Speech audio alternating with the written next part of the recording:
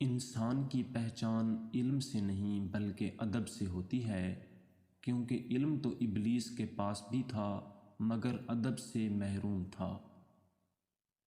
گفتگو ایسی چیز ہے جس کی وجہ سے انسان یا تو دل میں اتر جاتا ہے یا پھر دل سے اتر جاتا ہے۔ ایسی خوشی سے بچو جو دوسروں کو دکھ دے کر حاصل ہو۔ مسائل انسان کو ایسے نکھارتے ہیں جیسے آگ سونے کو۔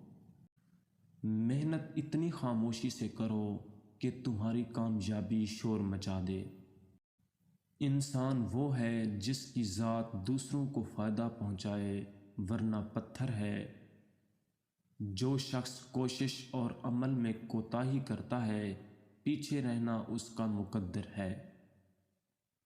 مصیبت میں حوصلہ نہیں ہارنا چاہیے، ہمت سے اس کا مقابلہ کرنا چاہیے، کیونکہ ہمت طاقت سے زیادہ کام کرتی ہے۔